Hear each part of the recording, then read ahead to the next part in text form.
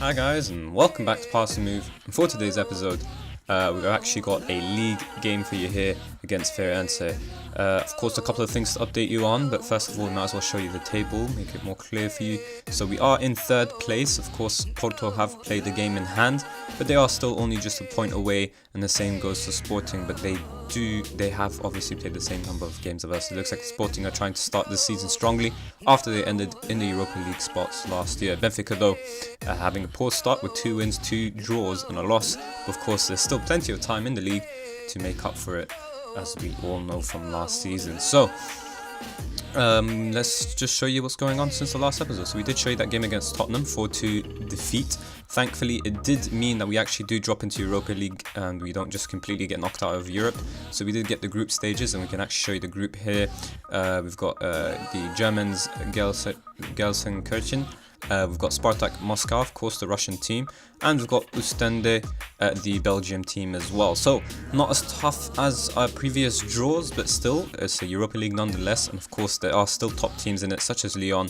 Galatasaray are quite decent too. Dortmund, Feyenoord. You've even got Wolfsburg, Fenerbahce, who we also beat in the first. I'm actually not even sure how they're here. We beat them in.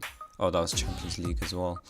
And yeah, there is Manchester United as well. It doesn't show the league history, but Mourinho's still the manager there, so you'd assume they probably just qualified for, I'm not really sure, maybe they qualified for Champions League as well, the same way as us, and then dropped into Europa League.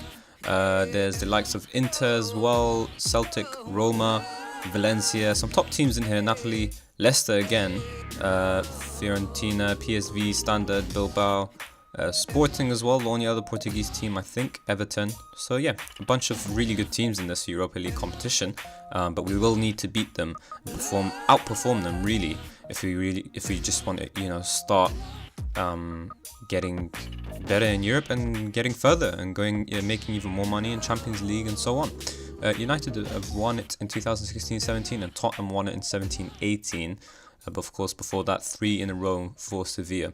But anyways, let's quickly go through the results. So 1-0 against Maritimo away from home, but yeah, it was a penalty that was needed to get the 3 points. Against Benfica though, no such thing, just an ultimately dominant performance. I mean, obviously we got a pen there towards the end with Rossa scoring once more, but Rosic and Fonte made things far more comfortable for us on either side of the halves of football. So it was away from home as well, so huge result. Unfortunately, we couldn't match it against Gelsenkirchen, who are of course favourites for today's game, but thankfully we did get the draw, and it is away from home, so a respectable draw away to the German team, who are of course obviously quite a good team in Germany. But yeah, last minute score, last minute goal, why not? we got the draw in the end through Azevedo, and I think it was fairly deserved. A draw away from home is never a bad thing in Europe.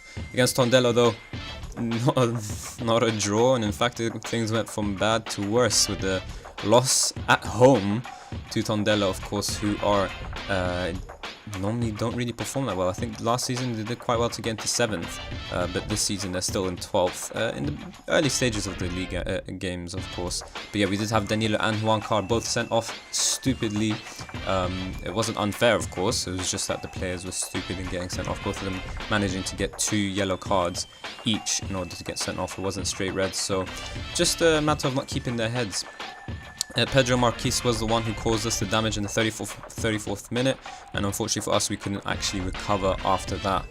Not a bad player actually. But yeah, I think we can just get straight into today's game against Firenze. It is at home, and win is needed after what happened against Tondela.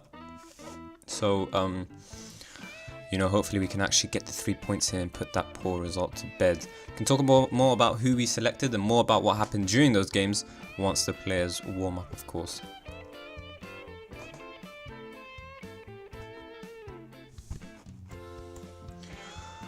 Alright. For you guys, teams probably warm up a little bit quicker than my team warms up. It always seems to take a while.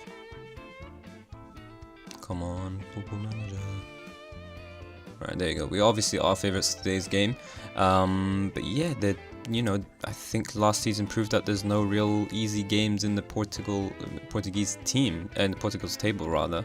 But yeah, Farense, we should definitely be favourites for them, and they are bottom of the table, so should technically be a straightforward win, but of course football always proves otherwise. Favourites, and the analysis thinks so as well. Keyman Hassan, fair enough, and Miguel Luis for our opponents. So yeah, the usual 4-3-3 against 4-4-2, so we'd expect us to dominate possession, but of course they will be trying to hit us on the counter. As you can see, they're already starting in the defensive 4-4-2, so we'll have a lot to do to break down this team. So Marafona, as usual in the league, we've got Moreira only for cup competitions, so it makes sense to start Marafona here. Juba, Rosic, Soa and Ngudia, obviously we've got the centre-back, standard centre-back pairing, but of course the full-back positions have changed because Paulino just recently recovered from injury, and we've also got our left-back who's been suspended, I think, for today's game, Juan Carr. So Soa and Nguida, both the new players for us. Actually, have to rename them. Obviously, Pierre, we actually managed to sign, but our left-back is on loan. Soa is just only on loan from Anderlecht. Russell, Grezzo and Fonte make up the midfield. Russell, of course, the loanee signing from Sporting.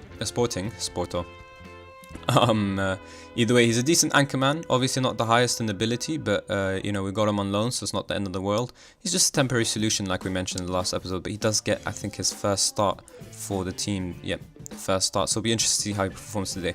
Azevedo, not the straightforward right winger, but of course Santos is still injured with quite a heavy injury. Not too bad, he should be back within a week or two's time, I think. We'll have a look after the game.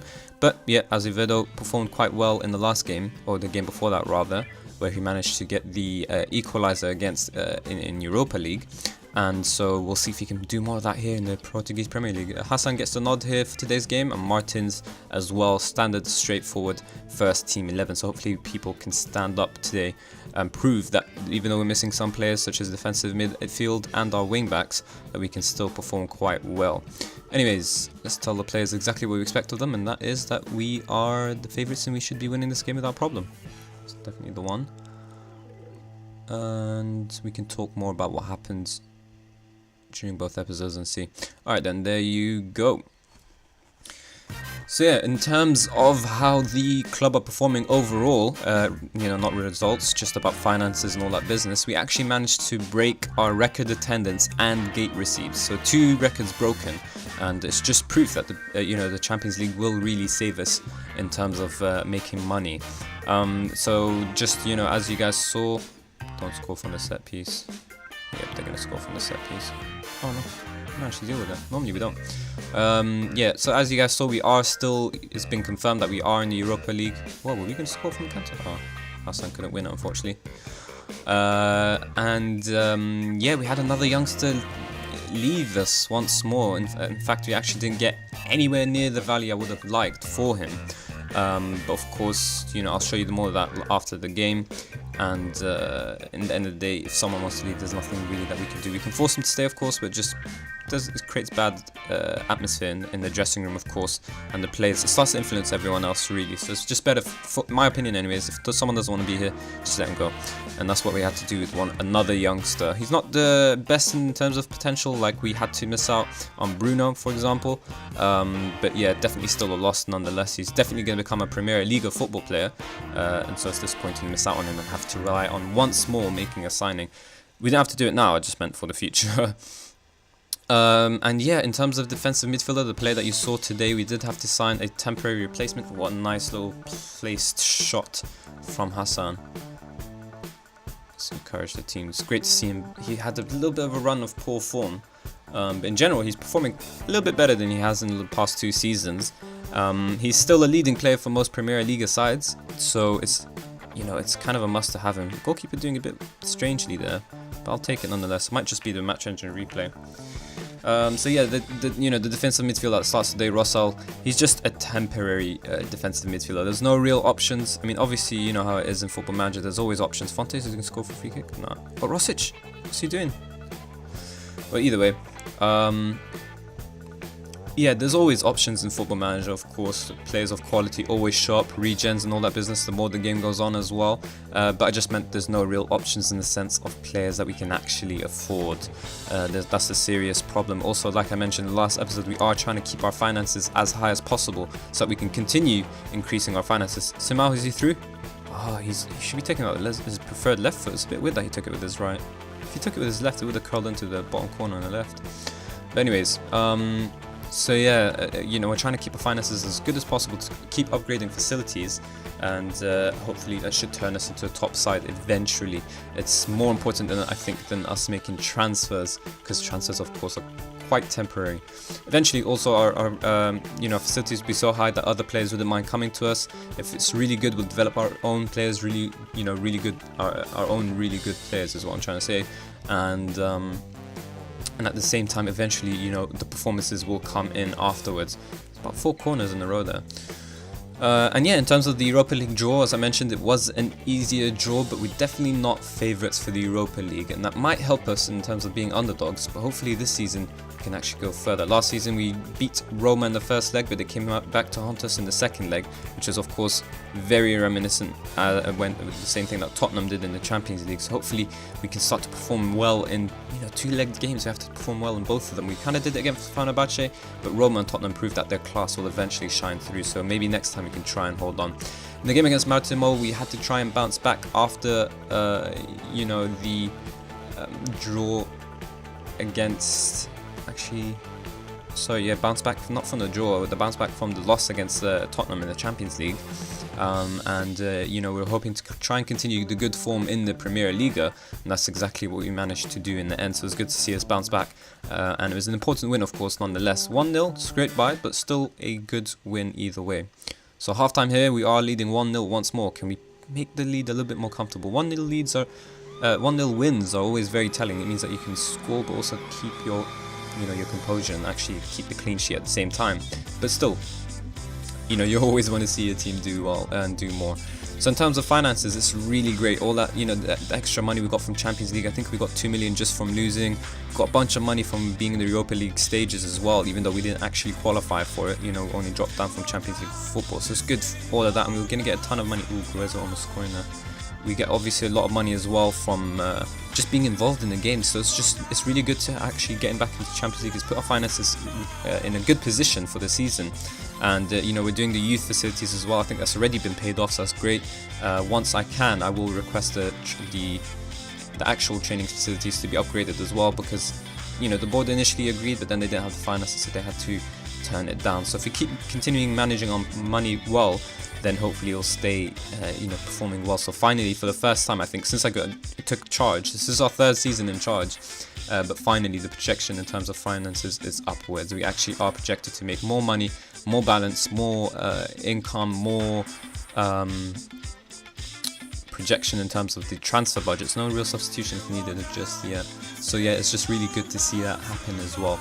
Against Benfica, you know, we wanted to get our revenge, and that's exactly what we did. I was questioning before before we actually kicked off. I was asking myself and asking my team, really, can we finally put top teams to the sword? We see when we do beat top teams, we don't necessarily put them to the sword. We don't really dominate against them, and thankfully against Benfica we really did put a top performance, and we really did put them to the sword. They stood no chance of doing anything against us. We didn't just dominate in terms of the stats, but we also dominated in terms of the result itself too. In Europe, the team we were playing against, and the German team, of course, they were very, very dangerous throughout the game. I'm actually quite fortunate to come away with a draw, but of course it was still, you know, to come away with the draw after them being that dangerous. We'll just make some substitutions first. So Fonte's on the yellow and he's a bit tired. We'll take him off. Doesn't look like anyone else necessarily needs to come off. I mean, I would love to take off Simao, who's had a poor game, but unfortunately Rosa is a little bit injured. I don't want to risk it, and well, obviously he's a left winger, not a right winger. Santos is still on the bench, so I think we'll just stick to that one substitution. But yeah, like I mentioned, the aims for this year in the Europa League is to try and go the distance, try and go as far as possible. Last time around, I think the highest we went was second knockout round. If we can, you know, beat a team like Roma next time and go a step further, that would be perfect for us. You know, the more we go further ahead, the more money we make, of course, and the more prize money for everyone as well involved with the team. So hopefully they will have that, you know, they'll keep that in mind too. So we'll take off Rosic for George, who's tired. Simao's a bit exhausted too. Maybe we can... I selected Martins accidentally, so we'll bring on Rosa for just a tiny little bit. 10 minutes shouldn't harm him. It's just an arm injury in the end of the day, so he should still put in a decent performance and hopefully not get even more injured. But yeah, the draw was, in context, it was a good draw. Considering how dangerous they looked, they created multiple chances. We couldn't seem to really get out there. We didn't have 26 shots, for example, like here, 7 on target, 1 clear-cut chance, all that business. They really dominated that in that sense, but we still got a draw in the end. So it's good to see us draw even when we're performing poorly. Against Tondela, it was just literally poor discipline. It was very poor from Danilo because it kind of handed them the game. Can we score from the set piece? Jabal? Nope. Alright, our new signing has a chance to do something here. Straight to Fabio, it was a good ball. Fabio takes his man on, can you put a good ball into the box?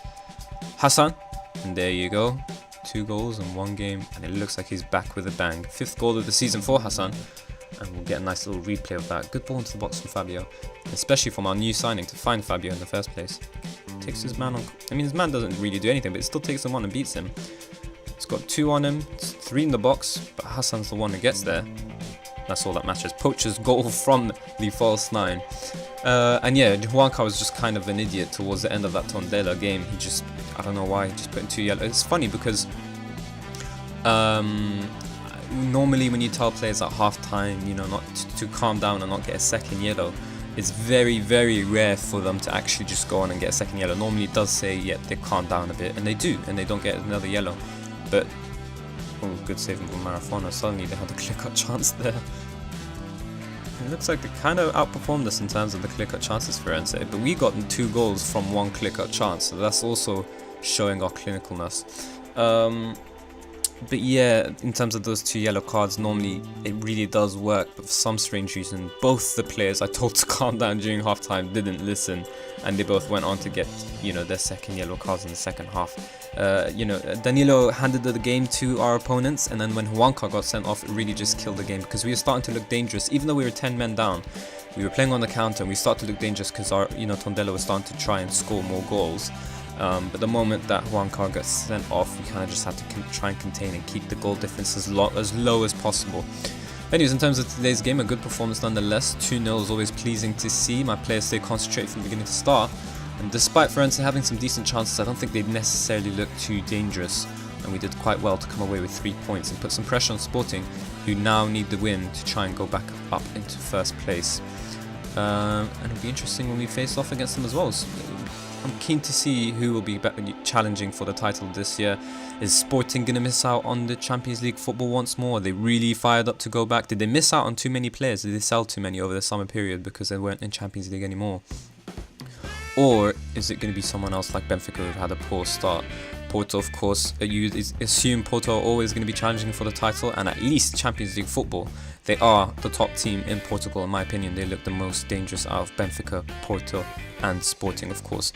But yeah, let me show you the transfers out.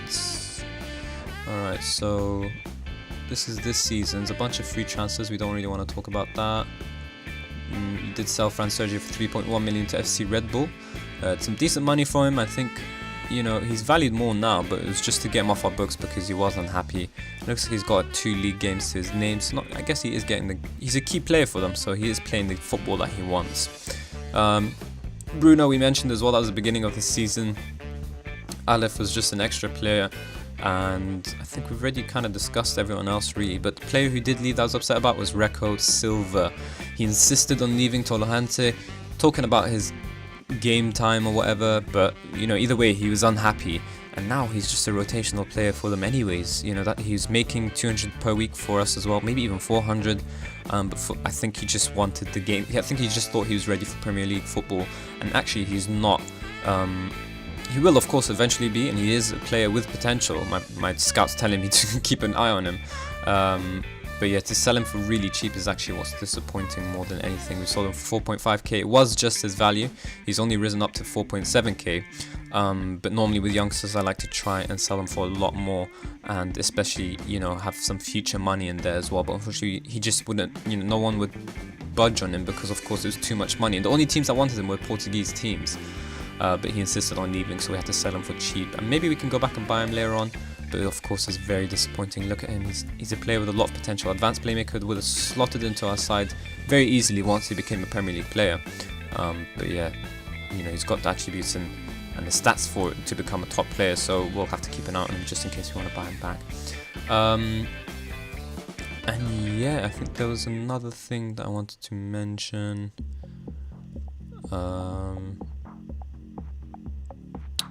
No, I think we should just leave it as is then. Yeah, let's have a look at when we'll be back. Okay, so we've got, it's always 5 games time, but we do have a couple of cup competitions. So it looks like we'll be back for the Primeira Liga once more. We've got group game against Ostende. It should be easy, and hopefully we can get the win to put behind us the draw. Ferreira should be a relatively easy Premier League game as well. It's away, but still. And then we've got the Taça de Portugal 3rd round as well, so that's interesting. And Europa League, Spartak Moscow, that's 4 games there, so that's 1, 2, 3, 4, and we show you the 5th normally. So by the time we get to Rio Ave, hopefully we're in a better position in Europa League. And of course, already won the Taça de Portugal 3rd round, and if we beat Ferreira, that puts us in a good position for when we face off against Rio Ave, especially because we play Porto after them. If we count down 5 games from them as well, of course, if we do beat the Taça de Portugal, we'll be involved somewhere here too. But let's count down the next 5 as well. So that's 1, 2, 3, 4, 5 Aruca as well. So it looks like we won't necessarily show you any Europa League game. That kind of makes sense at the same time. I mean, I like counting 5 games down as a good rule of thumb, but at the same time, it just kind of makes sense because we're expected to reach the first knockout round anyway. So what's the point of showing you any game beforehand? Taça de Portugal, still the same expectations, and even this season the expectations are to just qualify for Europa League. They don't, even though we qualified for Champions League last time round, they still expect us to qualify for the Europa League. They don't think we'll keep up, so it's up to us to prove the board wrong, of course.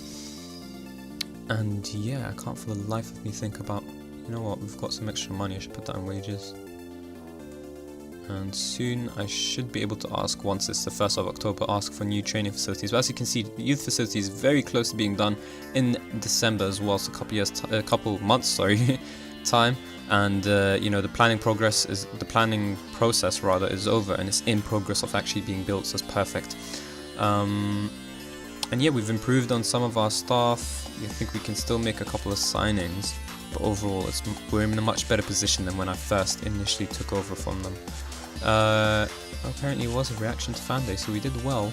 Early reaction indicates great success. Board expect to see an increase in long-term attendance. Perfect. We won when it was match day. When it was fan day, that's perfect. That's better than anything ever. Is there any way to see the Primeira Liga transfers? Alright, so let's try and see the biggest ones. Okay, some players retired. Ooh, Benfica made a decent signing there from Roma, apparently. Emerson. Not bad at all. See, they can kind of afford these players. They're eventually paying 11.75 million. We can never do that in our team. Let's actually have a look at the 2s. So these are our signings here. We don't want every club in the world. We just want... Alright, let's keep having a look. Chavez, ignore that. Chelsea, that's us. Yeah, Porto. Okay, so that's Porto's signings. They bought a loan fee from Juventus, Partizan as well. They didn't spend too much either, so maybe they didn't necessarily need it. But the finances, yeah, you don't really need to make any signings with this team. Probably some their B team signing, to be honest. And that leaves us with Sporting and Benfica. So where are they?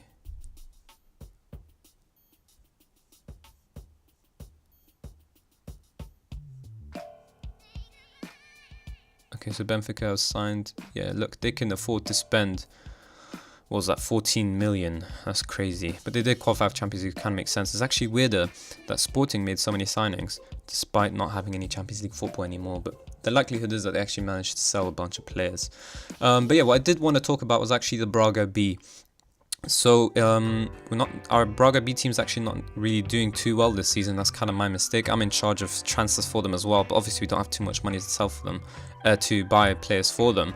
But we definitely need them to stay in the second league. And my mistake was actually not sending some of the youngsters we have in under-19s. Once they're ready for second league football, we can just send them there. It makes a lot more sense. You know, in England, for example, you can send your players out to Sky Bet League 2, to 1, to the Championship as well. And you know, the clubs have really good facilities, great coaches and all that business, but actually here, if you look at the second league, so ignore anyone else of the B teams, let's say Academia for example, they won't necessarily have top facilities, so they actually do, but there's a bunch of teams have asked for my players on loan, and unfortunately just not good enough to actually sign my players. Look at that. Poor facilities and average training facilities, so definitely doesn't make sense. And in terms of Braga B, they'll actually be sharing our facilities, so they should have, like you can see here, superb training facilities, excellent youth facilities. So we should try and make use of, once our under-19s are ready for second league football, we should be sending them there. So right now he's only ready for the championship football, and we need to do that more often. We need to try and I really need to try and take care of our Braga B team a little bit more, and that way we can actually, you know, stay in the second league, because right now we don't look too good. We look like we're going to get relegated, and that's not good for our youngsters. Obviously it means that we could send our youngsters, because we'll drop to the championship, we can move some of our youngsters to the B team, but the reality is that I'd rather us stay in the second league. Of course we can never actually, you know, Porto for example, their team always does really well in the second league, but because they're a B team they can't technically qualify for the Primeira Liga. Of course you can't have two Portos in one league. So, you know, I don't care about them performing, you know, how high or low they are in the table up until it gets to a point if they get relegated, then that's dangerous. You know, as long as they're not in the relegation zone, I don't really care.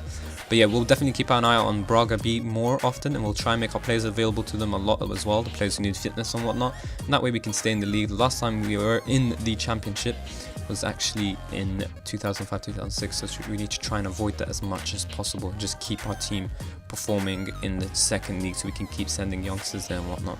But anyways, I think that will be all for today's episode. So as we mentioned, just to remind you, we will be back for the Rio Ave game, unless of course there's another cup competition in between or anything of the sort. But yeah, we will be back for that game. So if you did enjoy today's episode, of course please do hit the like button and subscribe for more Daily Football Manager 2017 content.